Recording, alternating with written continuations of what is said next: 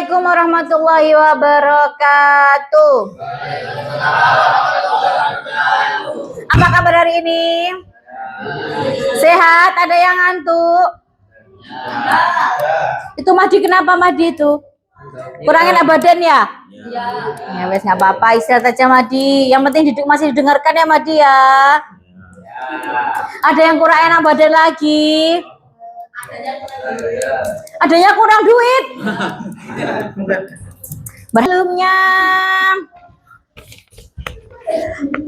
Barha mau sapa kalian satu-satu dulu.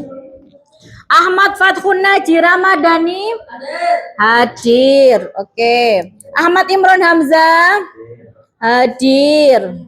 Ahmad Ragil Syaifuddin. Oke. Ada yang tahu kemana? Nggak tahu. Bahas teks pidato. Kemarin sebelumnya kan kalian udah ada tadi teks pidato di depan masing-masing, udah tahu intinya apa, bisa mengidentifikasi isi dari atau inti dari teks pidato ya. Selanjutnya hari ini Mariha mau mendefinisikan teks pidato. Sebelumnya pernah nggak ya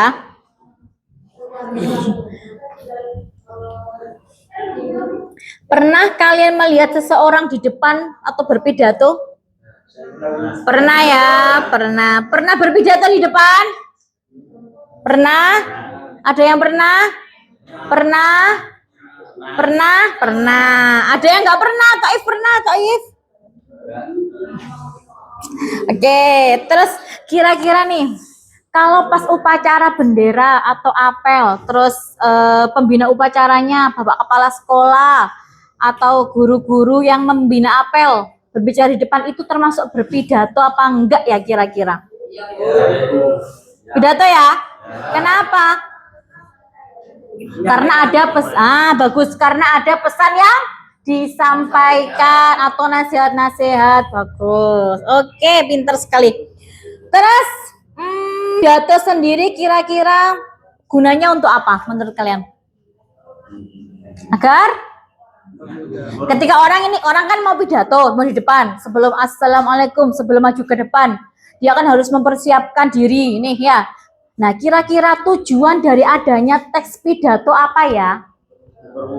Mempermudah. Terus biar ingat, benar, biar ingat apa yang disampaikan. Jadi tujuannya itu tujuannya ada teks pidato. Orang ketika pidato terus ada teksnya, itu kan biar mudah, biar ingat apa yang akan disampaikan. Berarti teks pidato itu kira-kira berguna nggak ya? Berguna. Jadi kalau kalian mau pidato, boleh nih kalian pidato, menyiapkan teks pidato dulu nggak apa-apa. Jadi boleh ya.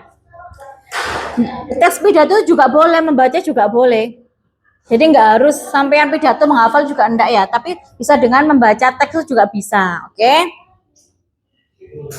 Tapi kira-kira semua orang yang berbicara di depan orang banyak itu namanya pidato apa enggak? Enggak ya. Jadi enggak semua orang yang berbicara di depan orang banyak itu berpidato, itu enggak semua ya disebut pidato ya. Nah, karena banyak nih orang-orang yang berbicara di depan. Misalkan orang bercerita, ada yang berdiskusi, itu kan juga enggak semuanya disebut pidato. Karena pidato itu adalah salah satu bentuk berbicara di depan umum, tetapi tidak semua yang berbicara di depan umum itu adalah pidato. Oke. Jadi kalau menurut KBBI, pidato itu adalah pengungkapan pikiran dalam bentuk kata-kata yang ditunjukkan kepada orang banyak atau disiapkan untuk diucapkan di depan banyak orang. Lah itu namanya pidato. Nah, pidato sendiri itu dilakukan di depan banyak orang, di mana orang yang berpidato itu akan berbicara atau menyampaikan gagasan pikirannya kepada orang yang mendengarkan. Kesimpulannya, teks pidato sendiri itu apa sih, Bu?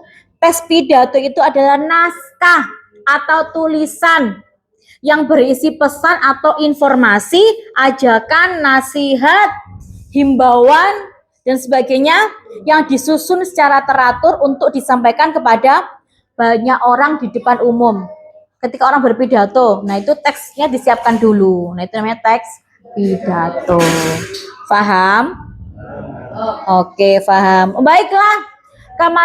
Sebelumnya kita sudah tahu teks pidato bentuknya seperti apa. Hari ini kita juga sudah memahami apa itu teks pidato, dan yang perlu digarisbawahi adalah apa?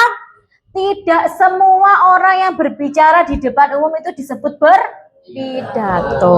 Oke. Sudah ada yang mau menyampaikan kesimpulan?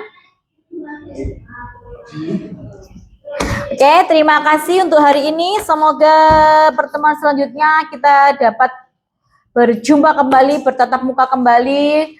Semuanya sehat, Mahdi cepat sehat. Ngantuk-ngantuk biar enggak ngantuk ya. Oke, terima kasih untuk hari ini. Ada pertanyaan? Sudah, nggak ada pertanyaan? Oke, terima kasih untuk hari ini. Semoga bermanfaat apa yang kita sampaikan, dan minggu depan kita dapat berjumpa kembali. Terima kasih. Assalamualaikum warahmatullahi wabarakatuh.